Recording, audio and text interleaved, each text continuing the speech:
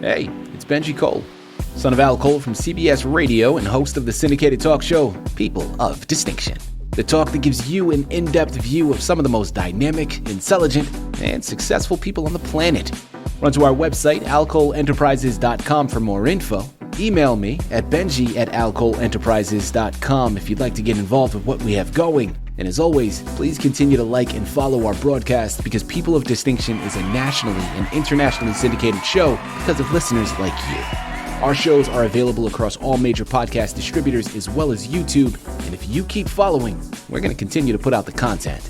We appreciate the support. Continue to like and follow and sit back and strap in because on the line with us today, we have the impressive Wilbert Guilford Jr.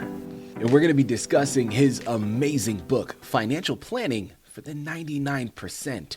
Financial planning for those who need it most. It's available through Amazon, Barnes & Noble, all the regular online book resellers.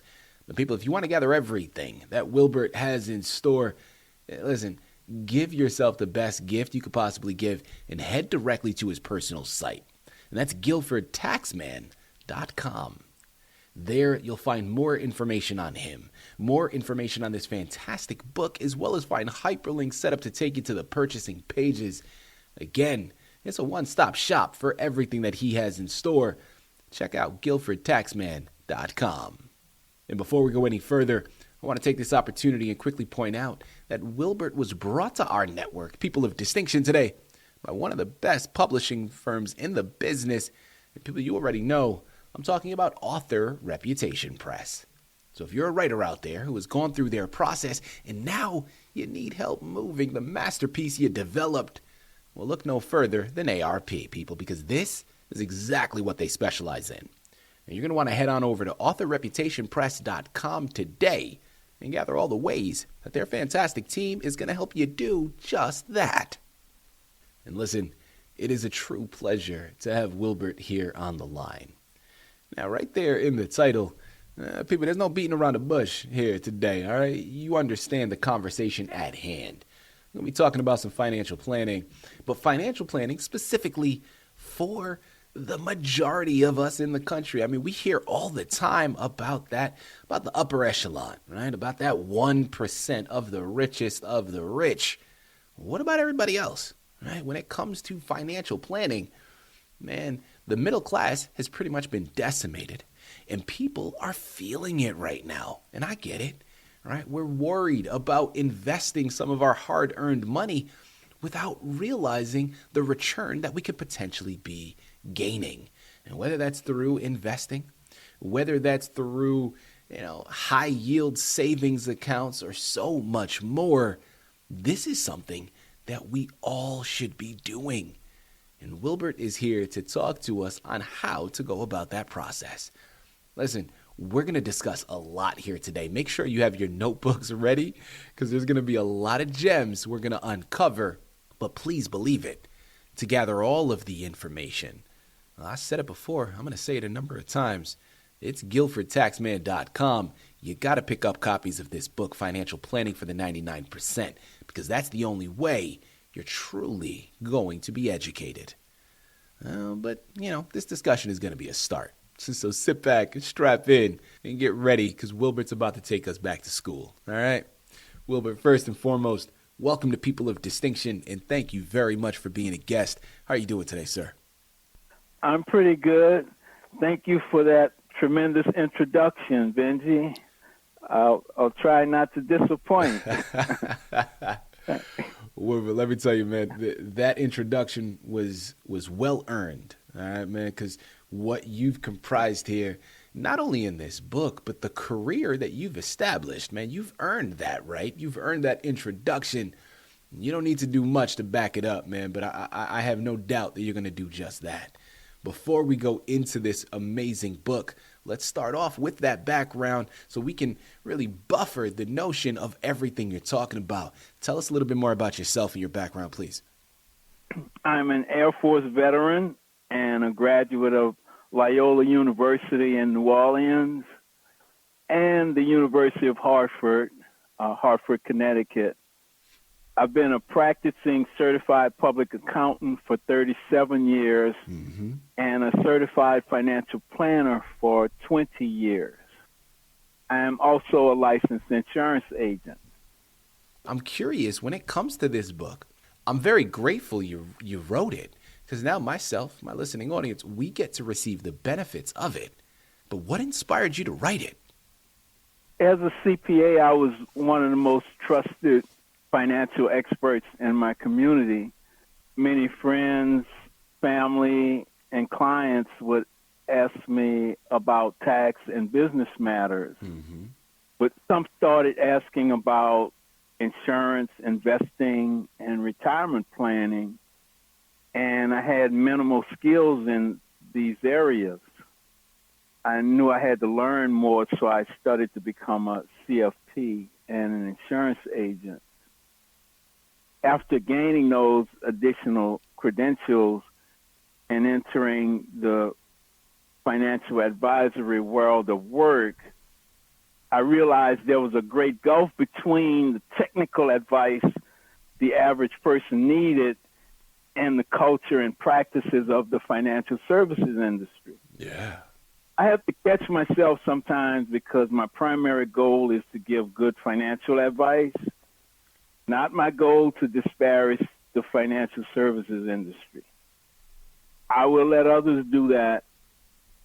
My independence from any brokers, dealers, or banks is an expression of how I feel. There are no strings around me. Mm. And I felt writing this book was a good way to communicate, to close that gap between the way the industry operates and what the majority of people need. Yeah. You know, Wilbert, I'm curious, man, and a great segue that you've established. In your mind, why is this book so important? The inverse of achieving financial independence is financial insecurity, potentially hard times. But with proper knowledge, you can improve the likelihood that you will have enough to buy the things you need, help your family, and accumulate enough to retire comfortably. I don't think it's a stretch to say that prior to my book, there were few resources available for folks with moderate income and nothing as comprehensive as the many topics as I cover in the book. The Consumer Financial Protection Bureau also has a wealth of information, but they don't assemble it in one package as I do, and I don't think they cover as many subjects as I do. It's easier for those who have a lot of money to sit down with a financial planner and plot a strategy to achieve their goals. But what if you can't afford to place $100,000 with an advisor to manage or pay $2,500 for a financial plan? Where do you turn? You can do it yourself with some guidance. And even if you don't wind up a millionaire, you will be better off financially for that effort. This man is going to be helping change your world. And it starts with this amazing book, Financial Planning for the 99%. Amazon, Barnes & Noble, GuilfordTaxman.com. Head on over there today, pick up your copies. As we continue to move forward here, Wilbert, I'm curious, man, who would you say is your intended reader? I know there in the title, it says the 99%. Well, is it actually open to that many people, or is there a specific community that you're intending this book to be for? My reader is anyone who would like to achieve financial independence. Young people can benefit from budgeting, spending better, buying the right life insurance. And of course, young people have more time with the right investments to grow for them. Older people can benefit from choosing the best age to start drawing Social Security, whether to choose Medicare or choose a Medicare Advantage plan or a Medicare supplement plan. Mm-hmm. Older people can benefit from knowing when to buy a long-term care insurance policy. And people of all ages can benefit from saving on taxes. I know that's right. Every year, man, taxes right around the corner. Here we go. Time to go hit the books. Let's make it happen here. Yeah, almost December 31st. Every year, Wilbert, every year. Listen, man, my next question for you, I'm curious to know, when it comes to your book, man, listen, it's littered with so many great pieces of information. But which topic do you personally enjoy the most? I would have to say investing. I like investing because it's necessary to achieve financial independence. Mm-hmm. But at the same time, we can't ignore budgeting. And of course, if we minimize our taxes, that will put more money in our pockets as well. Yeah. But I love investing because it helps us to deal with issues like inflation. It's not as complicated as the investment community might make it sound, but people make a lot of mistakes in that area, and it's just with a little bit of planning and understanding your own budget, you can do very well. Mm-hmm.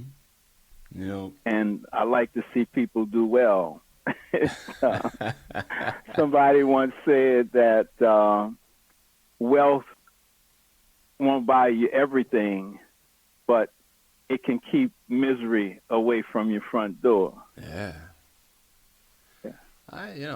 Listen, I think a lot there, a lot to be said, man. When we're talking about, you mentioned a number of times the financial independence in comparison to financial insecurity, and I love that notion in the way that you put it that way, because there are a lot of people feeling that financial insecurity. I mean, when we look at this past election that just recently happened, and I'm not going to make it political, that's not what this is about, but a big cause for concern for a large number of the population of the country was how they felt financially insecure.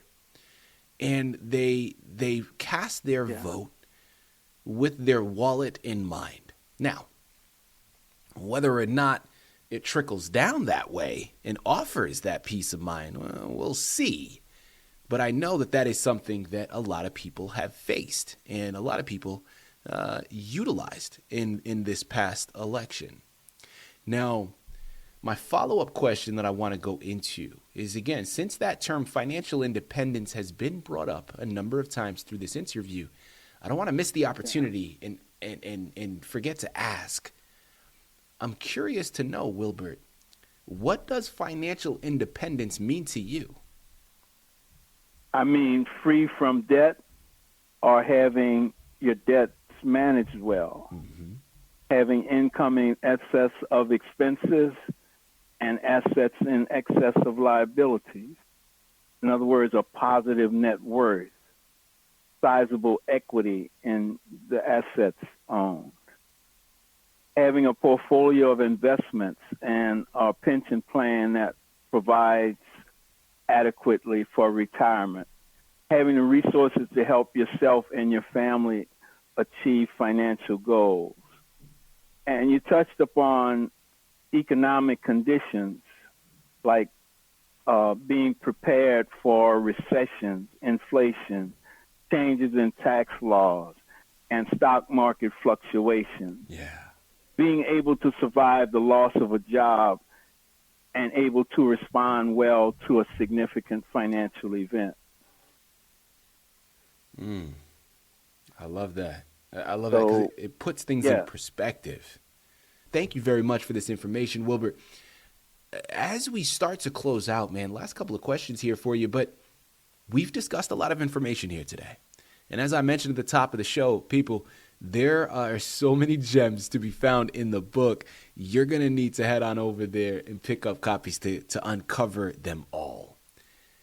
But Wilbert, while we have you here on the line, man, what are some things you want to make sure that people know about your book?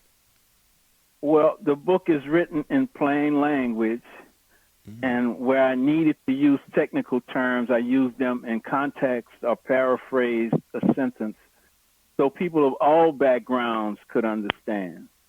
The book empowers you to do your own financial planning, your own investing, and calculate what you will need for retirement and what type of life insurance to purchase. Mm-hmm. And I didn't start out with a goal of writing about 20 financial topics, but as I wrote and I considered what was important, well, I just looked at what could make us money and what could cost us money. And as I considered those areas, I included them. So we've got Social Security, when to draw it, retirement planning, long-term care, investing, the different types of insurance to buy, reverse mortgages. Wherever I considered there was a financial risk to us or cost, I felt like that subject ought to be covered, and I did. I love that. Wilbert, last question here for you, man, and something that I believe we've covered already in varying degrees, but in your experience, and of course this is not financial advice, it's just, a particular viewpoint, people, but in your experience, what is the most common financial mistake that you see people make, and how do you tackle that in your book? It's not just the burden on the individual. As a society, we've neglected financial education in our school system. Yeah. And you got very smart, intelligent people, scientists, lawyers, dentists, who have no background in finance. But on an individual level, we need to have a budget or a spending plan. Mm-hmm. That spending plan, it's not there just to cramp your style and make you eat peanut butter and jelly 3 times a day. But your spending plan is an expression of what's valuable to you, okay? And so you want to have a spending plan, because if you have a spending plan, in that plan, you will allocate money towards the different things that are important to you.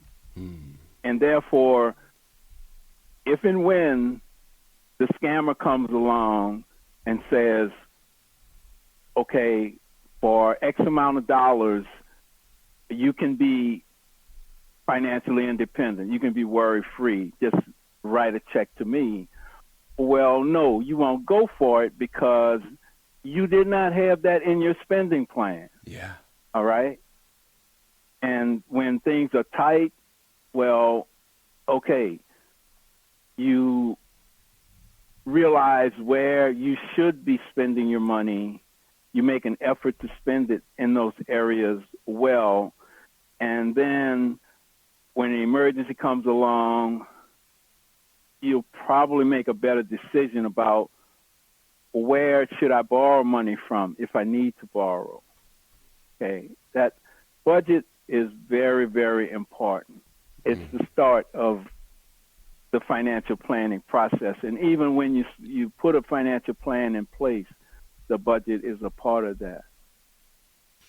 I'm going to say it for you again. Although I know a lot of you're like me, man. You're like, listen, I'm already hooked, Benji. I'm heading on over there. I'm picking up copies already because I can see how valuable this book is. I can see how this book can help me manifest the life that I want, the life that I know I deserve, the life that I can see, and it's right at the edge of my fingertips. Well, listen, I'm going to say it again for those in the back that are just a little hard of hearing, man. It's Amazon. It's Barnes & Noble. It's GuilfordTaxman.com. The book is called Financial Planning for the 99%. Financial Planning for Those Who Need It Most by Wilbert Guilford Jr. This man knows what he's talking about because not only is his background in it, not only has he researched it and lived it himself, this man has plenty of success stories to back up the knowledge that he's incorporated in this fantastic book. So, listen, it starts with you, all right? Your world is not going to change on its own. It requires action to take it one step at a time. And we're all in different positions. I get it. Well, maybe your plan looks slightly different, but the bottom line is you have a plan. And that's key to moving forward, to setting up the life for tomorrow that you asked for yesterday. Head on over there, pick up your copies, and do just that. Wilbert, this has been a true pleasure, man, an absolute honor. Thank you for the amazing information that you've been able to give. Thank you for writing this wonderful book. And most importantly, thank you for being a guest on People of Distinction. Thank you, Benji. It's been a pleasure.